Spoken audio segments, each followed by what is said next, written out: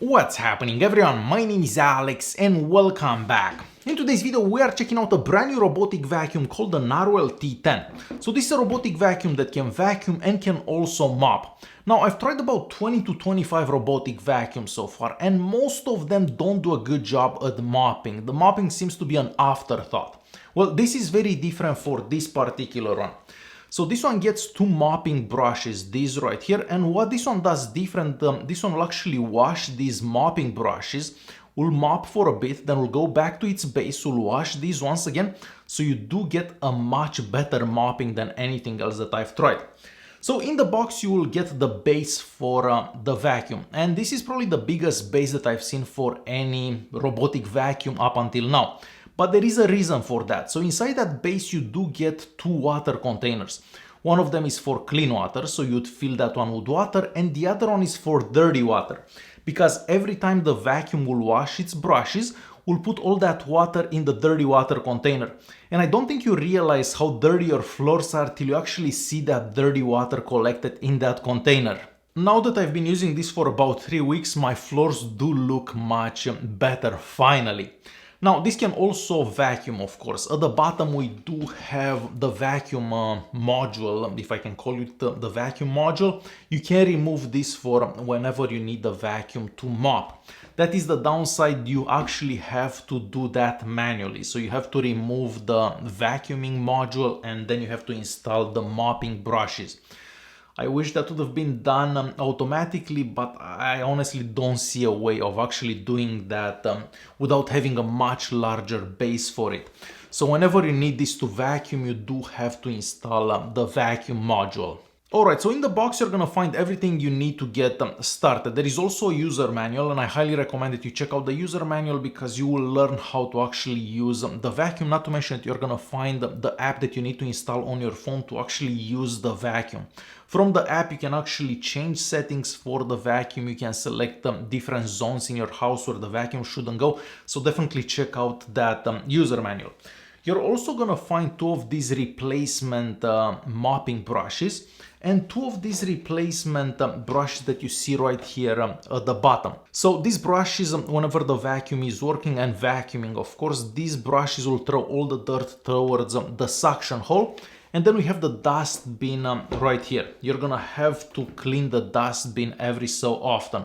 So the dustbin will not be cleaned by itself, only the mopping brushes will be cleaned automatically by the vacuum itself. When you run this for the first time, it will first map out your house. So it will know exactly where it is, where it's been, and what has been cleaned already. So it will not go over the same area twice because it would waste time.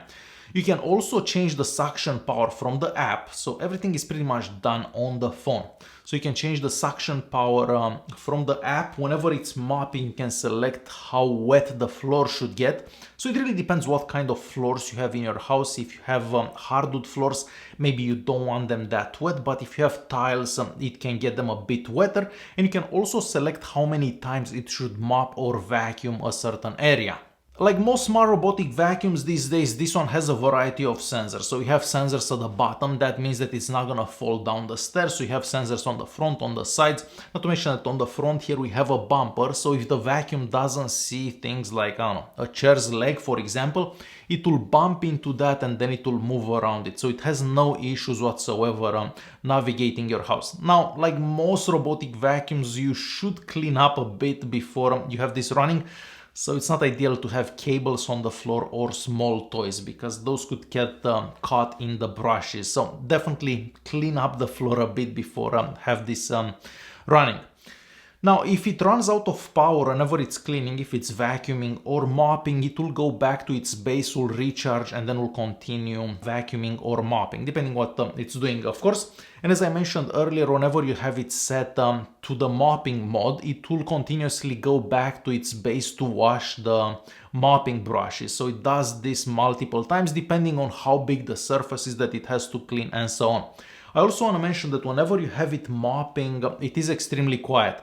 This is important because these days most of us are staying home, so it's important that you have a vacuum that doesn't make that much noise whenever it's working because, well, most of us are working from home these days. So at my house I have two areas where I have carpets, and what I've done whenever the vacuum is mopping, basically set a do not go zone on the map, and this way the vacuum knows that it's not allowed to go there. And you can also set do not go zones if the vacuum is mopping or if it's vacuuming, so those do not go zones are different depending on the activity that the vacuum is doing.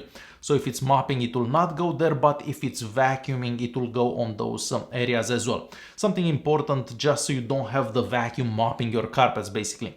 There is also a magnetic strip that comes in the box that you can use like a virtual wall, so you put that somewhere and the vacuum is not gonna go over it. So definitely important, so you can keep the vacuum out of the areas that you don't want it to go to. If you don't want to use the app at all times, the base also has a couple of buttons, so you can start cleaning cycles right from the base itself. Not to mention the base has a little screen, and that little screen will basically tell you what the vacuum is doing at that particular time. So if it's washing the brushes or if it's vacuuming or whatever. You can also call the vacuum back from the base. So let's say that you have visitors coming and the vacuum is mopping or vacuuming. Well, you can easily press a button on the base and the vacuum will go back to its base. So if you are looking for cleaner floors throughout your house, definitely consider this mopping vacuum, I'm gonna call, because these mopping brushes that the vacuum actually washes itself while it's mopping, it does make a massive difference, mostly when compared to all the other robotic vacuums that are mopping, but in reality they just drag a wet cloth over your floors. This one will get your floors much better. Now, I wish there would have been an automatic way to actually change the vacuuming module, if I can call it that, to the mopping brushes.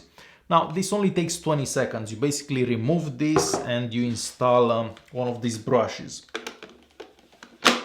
One here and one here. So it doesn't take long, and you could technically have this vacuum at night and then mop in the morning or something like that. But I wish it would have been a way that the vacuum would actually change that module all by itself. But overall, I am very impressed by the mopping capabilities of these robotic vacuums. Alright guys, hopefully you enjoyed this video. Thanks for watching and I will see you in the next one.